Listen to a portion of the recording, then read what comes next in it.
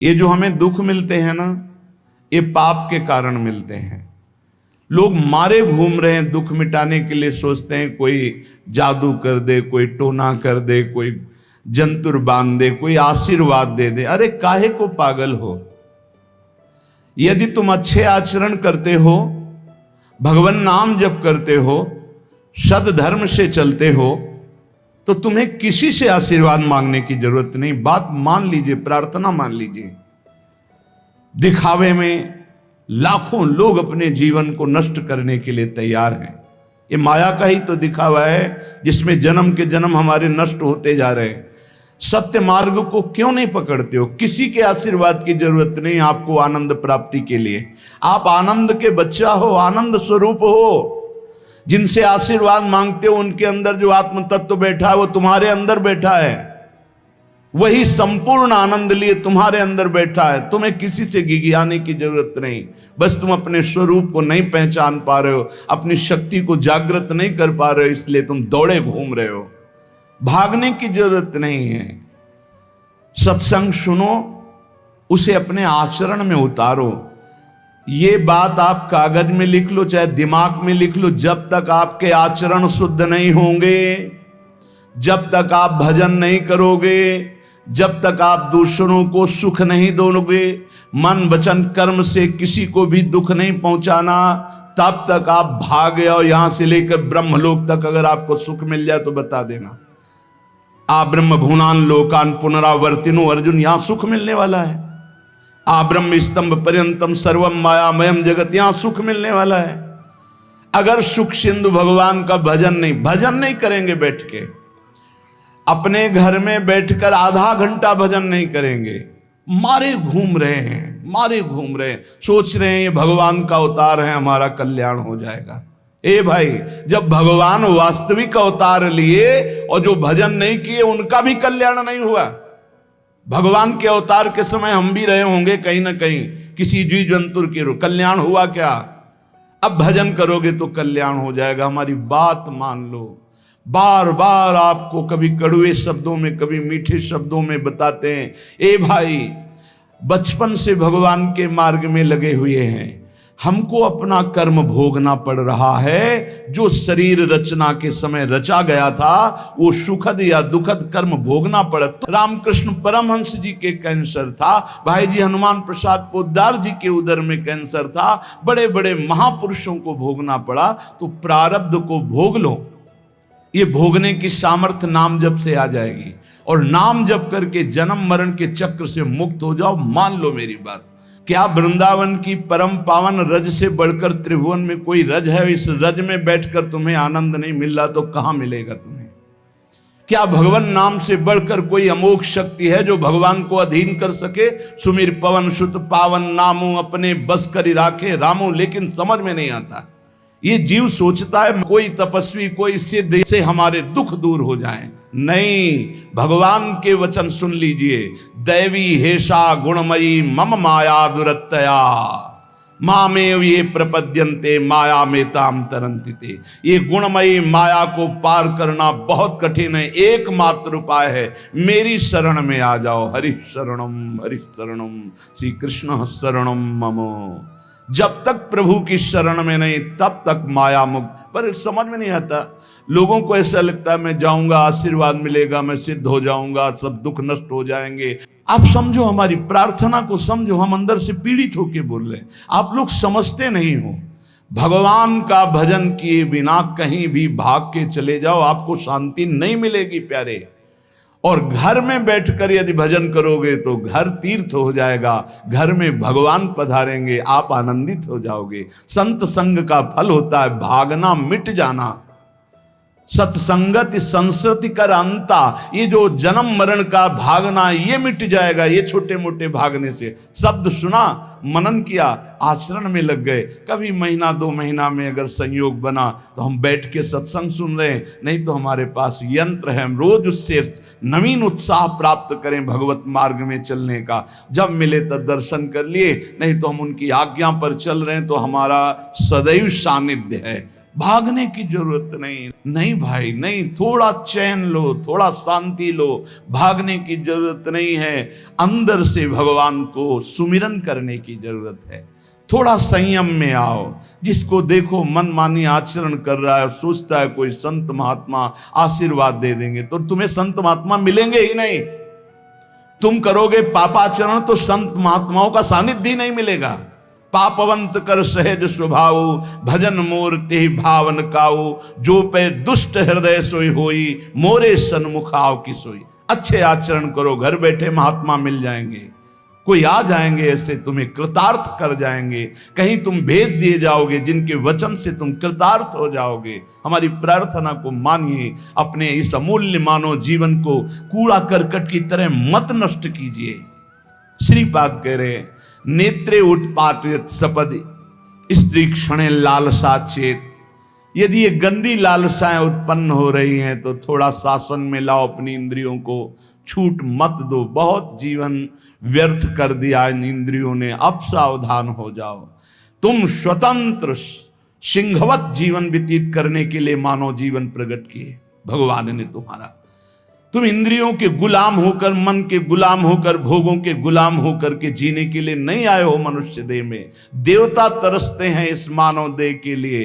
क्यों? क्योंकि साधन धाम मोक्ष कर द्वारा, इससे साधना करके हम जीवन मुक्त महापुरुष हो सकते हैं। लेकिन नहीं, बस कोई ऐसा कुछ कर दे जिससे हमारा पति बन जाए, कोई ऐसा कर दे कि हम स्वस्थों को भोग भोगें, कोई ऐसा कर दे सारी झंझटें मिट जाएं।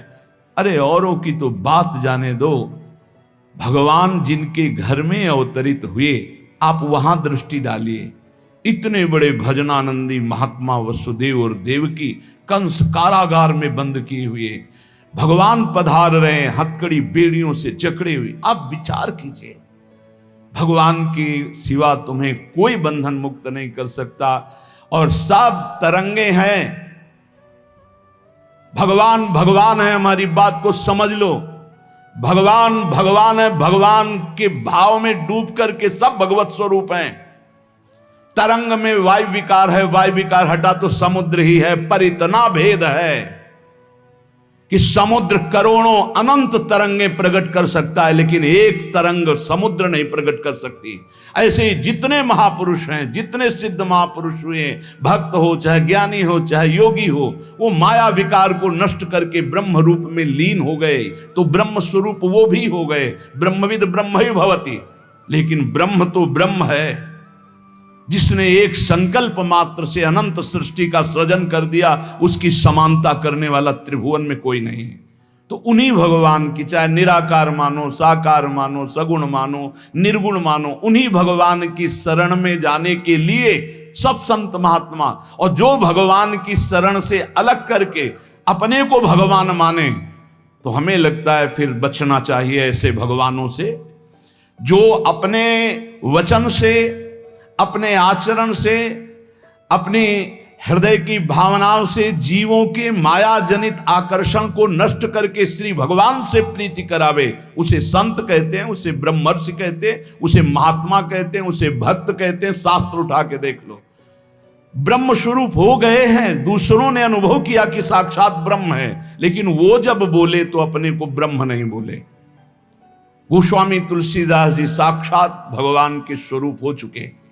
वो क्या कह रहे हैं? जो मैं अपने अवगुण कहूं, बाढ़ई कथा पार नहीं लहूं, ताते मैं कछु अलप बखाने, थोड़े महू समुझे सयाने। कह रहे मैं अपने अवगुणों की यदि कथा कहूं तो ग्रंथ भर जाएगा। थोड़े बता दिए हैं कि मैं अवगुणी हूं, इसमें जो विवेकी जन हैं वो समझ पाएंगे मेरी बात को। क्या समझ पाएंगे? कि भगवान की शरण में जाने से जीव भगवत स्वरूप हो जाता है। गोस्वामी जी भगवत स्वरूप है, सामने भगवान बैठे हुए सबरी माता का स्तवन कर रहे हैं नवधा भक्ति के द्वारा।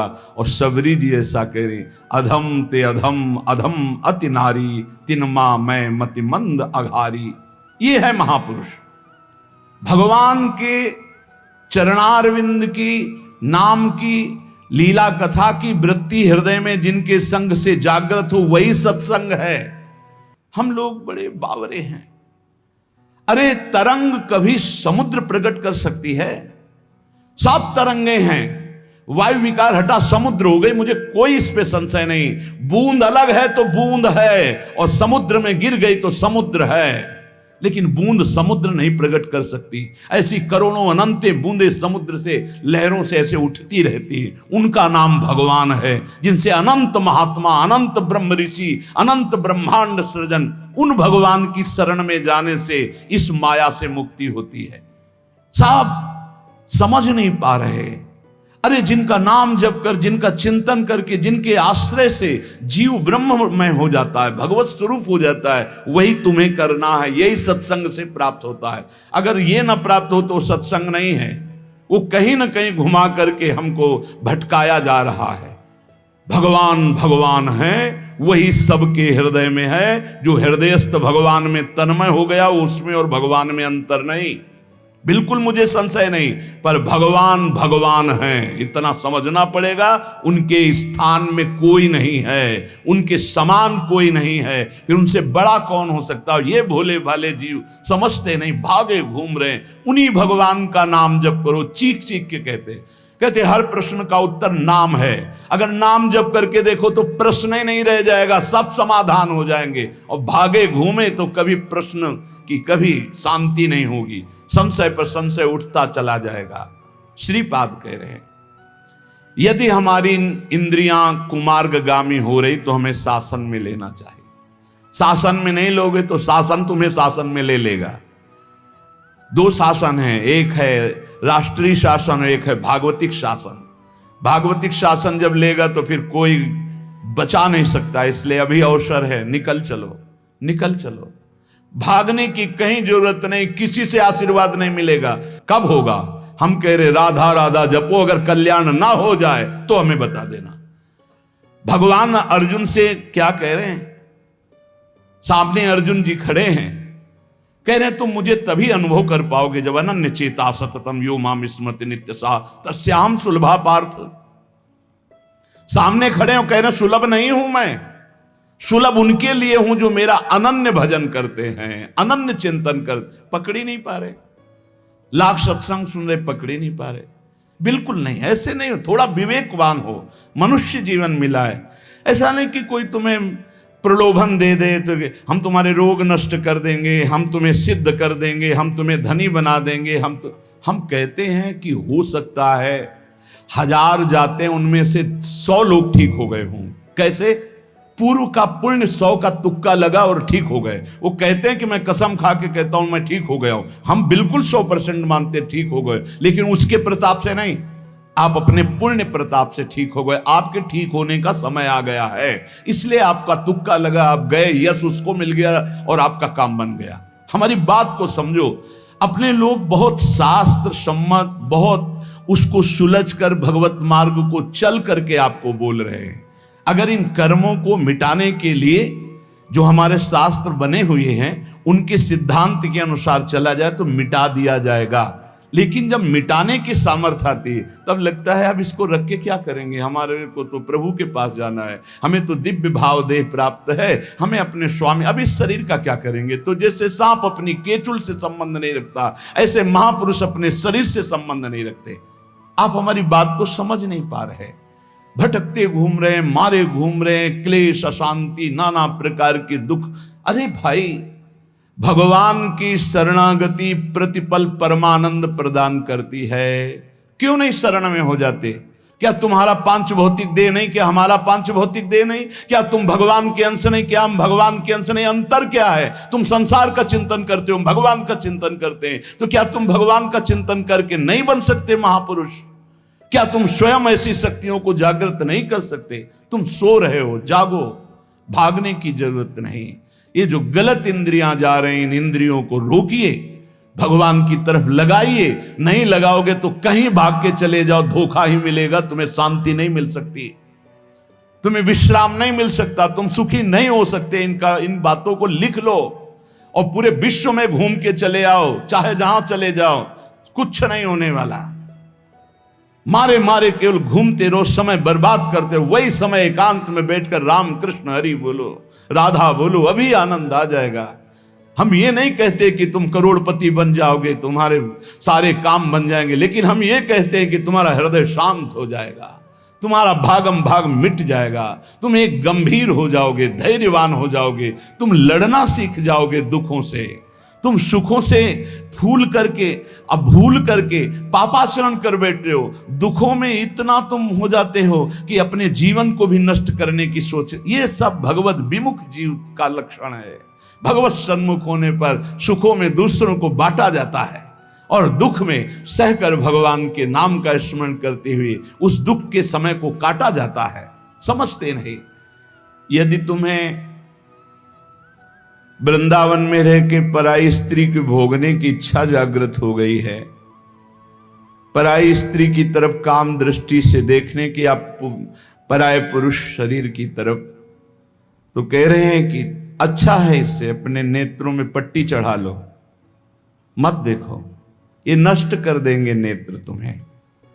तो बाहर से कपड़े की पट्टी चढ़ाने की जरूरत नहीं है, नासाग्र दृष्टि रखो, इनको शासन में रखो। श्रीपाद करें नेत्रे उत्पाटयति सपदि, जहां साधक असावधान होता है वहां पश्चाताप उसको होता है, जलन होती है और उसके परमार्थ में विघ्न आ जाता है। इसलिए ब्रह्मा जी ने ऐसी रचना की है कि स्त्री को पुरुष शरीर में आकर्षण, पुरुष को स्त्री शरीर में आकर्षण या भोग बुद्धि से देखना, अपने को इसी को सुधारना है। अगर इसी को सुधार लिया तो परमार्थ पुष्ट हो जाएगा। यदि आपको ज्ञान नहीं रहा हो, आपसे ऐसे पाप बन गए हैं, गुरु पत्नी गामी सबसे महापापों में पहले आता है, फिर आता है जो ब्रह्म ऋषिजन हैं उनकी भार्या, फिर आता है मद्यपान, मदिरापान करना, फिर स्वर्ण की चोरी करना, और जो ऐसे पुरुषों का संगी है वो महापापी, गौ हत्या करना महापाप। ऐसे जो महापापी जन हैं, पाप हो चुके हैं उनसे, अब वो विचार करें कि मेरा कल्याण कैसे हो सकता है, मैं तो महापापी हूं। तो श्रीपाद करें हर जीव को अंतिम सांस तक भगवत प्राप्ति का मार्ग खुला है। बहुत बड़ी बात है, बहुत बड़ी बात है। आज तक भोगना पड़ रहा है गुरु पत्नी गामी का कलंक चंद्रमा जी को, आज तक। ये बड़े बड़े महत पाप हैं जो लोग नहीं समझते हैं। ये बात समझ लें, पर स्त्री गमन, मदिरापान, द्वित कीड़ा, स्वर्ण चोरी, गुरु पत्नी गामी, ब्रह्म ऋषियों की तरफ जो उनकी भार्या है उनकी तरफ ये काम भाव से देखना, गौ हत्या, ये महत पाप हैं। ये पाप नष्ट कर देते। भ्रूण हत्या, ये सब महत पाप है। अगर ये पाप बन गए हैं जाने अनजाने में जीवन में, और अब हमने सत्संग सुना तो अब हमें प्रायश्चित हो रहा है कि मेरा कल्याण कैसे हो सकता है। तो श्रीपाद कह रहे, एक बार हृदय से जलन पैदा करो कि मेरे से बहुत गलती हो गई, और श्रीधाम वृंदावन आ जाओ। वृंदावन की परिक्रमा करो, रज में लोटो, रसिकों का संग करो। ये नियम ले लो कि अब जीवन में कभी पाप नहीं करेंगे, और नाम जपना शुरू कर दो। तो कह रहे हैं निश्चय सुनिर्वाही महाधार्मिकाहा, निश्चित वो धार्मिक हो जाएगा, उसके सारे पाप नष्ट हो जाएंगे और भगवत प्राप्ति कर लेगा इसी जन्म में। भगवत प्राप्ति आखिरी सांस तक हो सकती है। आखिरी सांस में बोला राधा राम कृष्ण हरि, बिल्कुल भगवत प्राप्ति हो जाएगी। विश्वास कर लो इस बात पे। इसलिए कोई भी कभी निराश न हो कि मुझे भगवत प्राप्ति नहीं हो सकती, मेरा कल्याण नहीं हो सकता। इस श्लोक में श्रीपाद ने बताया, यदि ऐसे महापाप किए हुए हो तो श्रीधाम वृंदावन आ जाओ। धाम है भगवान का, निज धाम है। जो बड़े बड़े तीर्थों के अवगाहन से पाप नष्ट नहीं होते, जो कि महापाप कहलाते हैं, वो धाम में रज में लौटने से, परिक्रमा करने से, नाम कीर्तन करने से, सत्संग सुनकर सतमार्ग में चलने से, कह रहे हैं निश्चय सुनिर्वाही महाधार्मिका, निश्चय उसके सारे पाप नष्ट हो जाएंगे और वो धार्मिक ही नहीं महाधार्मिक हो जाएगा। यदि ऐसा पुरुष है, ऊपर के श्लोक में जो बताया महापापी, अब कह रहे हैं अगर ऐसा पुरुष है कि कभी धर्म की चर्चा ही नहीं सुनी, जो सदैव अधर्म में ही ग्रस्त रहा है और इतना नीच है कि पापी लोग भी उसकी निंदा करते हैं। कुछ पाप ऐसे होते हैं जिनकी पापी लोग भी निंदा करते हैं। जैसे जेल कोई जाता है, हमें बताया गया है, तो उनमें कैदी लोग पूछते हैं क्या करके आए, वो बताया गया कि भाई ये राष्ट्र रक्षा के लिए ऐसा ऐसा किया, पर अधिकार नहीं था, तो अनाधिकार चेष्टा में इसने अपने समाज की रक्षा के लिए ऐसे ऐसे किसी ऐसे उपद्रवी को मारा। तो हाथ मिलाते हैं उसको सम, ये काहे क्या है, बोले अपनी बेटी के साथ ऐसा गंदा आचरण कर। तो बोले वहां के कैदी भी गुस्सा होकर उस पर दृष्टि रखते हैं, उसे घृणित दृष्टि से देखते हैं। तो यहां कह रहे हैं जो धर्म की वार्ता नहीं जानता, अधर्म से ग्रसित रहा है, और नीच पुरुष पापी लोग भी उस पर क्रोध दृष्टि से देखते हैं कि बहुत ही नीच है ये।